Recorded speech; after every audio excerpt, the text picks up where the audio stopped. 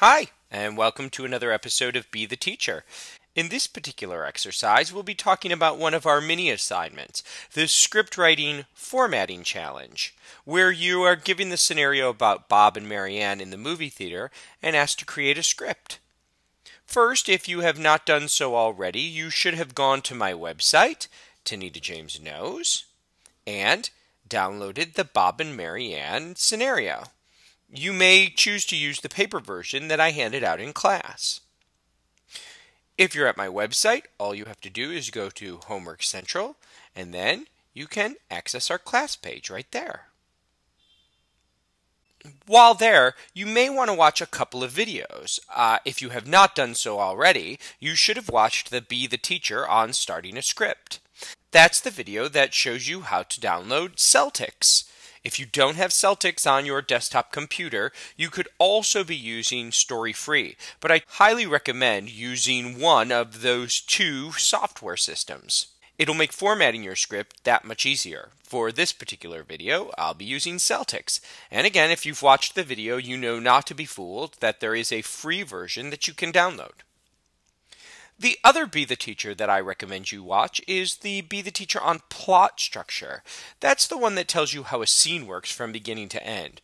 Although you may not need it for this particular exercise, because the script formatting is more important, if your script has an arc and a story, it may be more interesting for your final product and for what we do in class. Okay, once again, like I said, you should have downloaded Celtics by going to their website, clicking on the desktop link, and going to the bottom to download the free version of Celtics for either your Mac or your PC. And remember, all you have to do first is create your account. So, let's open Celtics and get into our project. So here we are at Celtics, and the first thing that you'll want to do is create a film play. By clicking on Film, it automatically opens your page and it's ready to accept your text. It'll start with the slug line. Right here, it's also called a scene heading. Now, if we go over to our formatting exercise, you'll remember that you are supposed to take the Bob and Marianne experience and turn it into a script. Just like your film adaptation of The Chaser, the sky's the limit here. You may change the names. It does not have to be Bob and Marianne. You can add to this particular scenario. In fact, your entire two-page script could happen before or after the scenario, as long as I recognize that Bob and Marianne was your inspiration for this particular project. I'm open to your creativity. Maybe you twist what type of theater it is or what type of location it is. The sky is the limit. You just want to address what is happening in the Bob and Marianne scenario and how can you interpret it and turn it into a script. My biggest recommendations for this particular assignment is to first identify what this scenario is all about. What is the conflict? Even what is the theme? But then have fun with it. I feel that this can be one of the most fun mini assignments all marking period long. Now, like I said when we were over in Celtics, it starts with our slug line. Let's imagine for this particular exercise, we're going to remain extremely close to the Bob and Marianne scenario. We know that the slug line is our first line that we need to type, and so it is a movie theater. So that is interior if we're going with a traditional movie theater. And again, Celtics will format it for you. Then we have to say where they are. Well, we know that they are in a movie theater. I am not holding down the caps lock key or the shift key. Again, Celtics is formatting my script appropriately. Next, we need to say what type of day it is. Well, let's imagine that Bob and Marianne went to the movie theater during the day. There we go. We're done with our slug line. And if we hit return, we are ready for the action or the description. This would be the part of the scenario where we see Bob and Marianne doing things. Your job in this assignment is to identify what is spoken and what is action. I'm not going to do the entire assignment for you, but I will point out one example of action. The movie has already started and nearly every seat is occupied.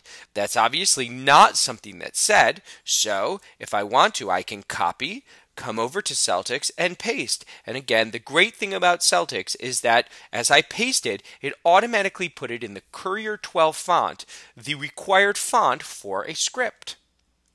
When I hit enter, I can go up and I can switch to character. Now it's ready for my character's name. Again, like I said, within this scenario, you want to recognize what is action and description and what is a line that needs to be spoken. If we go into our scenario, we see that at this moment here, Bob apologizes.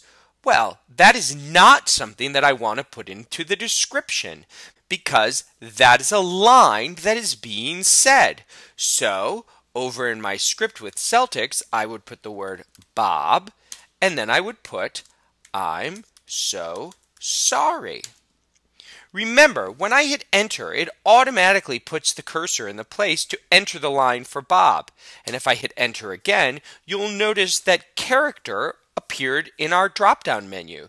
It's ready for the next person's line. I can put the word patron. That's someone who frequents any establishment. You're a patron even when you're at a restaurant. And I could number my patrons depending on how many I want. Maybe this is patron 1, but later I could have patron 2. So let's imagine that this is patron 1. Maybe the patron says something back to Bob.